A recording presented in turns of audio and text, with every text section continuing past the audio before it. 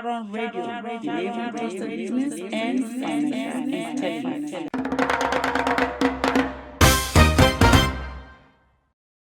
Welcome to Sharon Business Radio, the voice of the economy, bringing you the latest updates on business, finance, and market trends shaping Nigeria and the global economy. I am Billy Unwogu. As of July 29, 2026, Nigeria's financial markets are witnessing strong activity with a total of 937.30 billion naira in announced and ongoing investment offerings. This cut across treasury bills, commercial papers, corporate bonds, private placements, and right issues. Sovereign instruments dominate the market, accounting for about 75% of total issuances.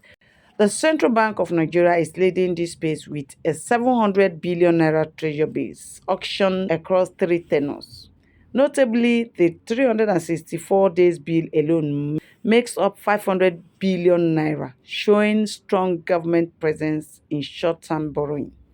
In the corporate space, several companies are actively raising funds through commercial papers.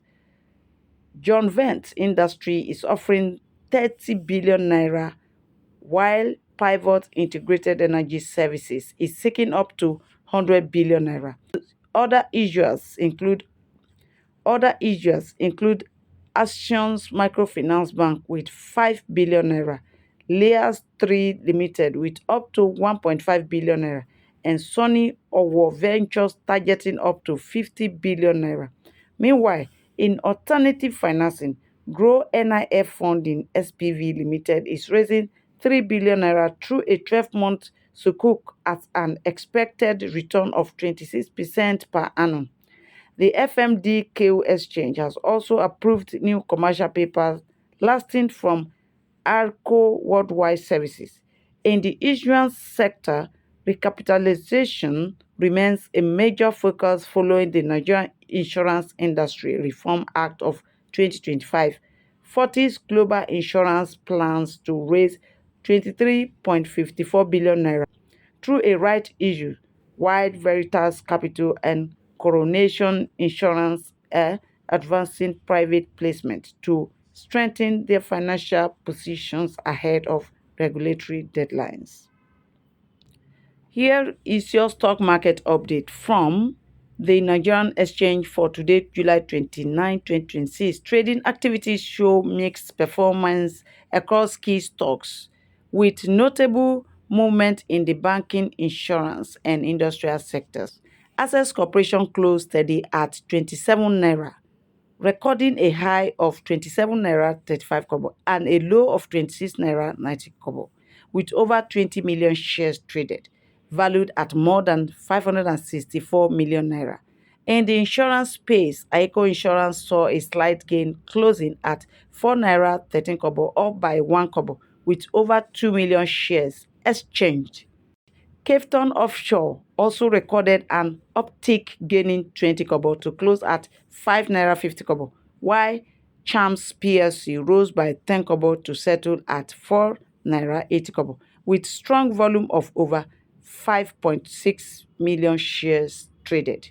On the high valued side, Arade Holdings recorded transaction worth over 836 million naira, while Airtel Africa maintained its position at 5,801 naira 40 kobo with moderate activity. In the industrial sector, Bua Cement traded over 362,000 shares valued at more than 111 million naira, while Bua Food recorded trades worth over 24 million naira. Cabrin Nigeria and Cab PLC also saw moderate investor interest, with transaction valued at 22 million naira and 9.5 million naira respectively. Meanwhile, several equities include Abe Mortgage Bank, ABC Transport, and Academy Press recorded trading activities without significant price changes. Overall, the market reflects cautious optimism as investors continue to position across key sectors of the economy. And our global stock market struggles for direction on Wednesday as modest gains in the United States failed to calm investor concern following a sharp sell-off in Asia.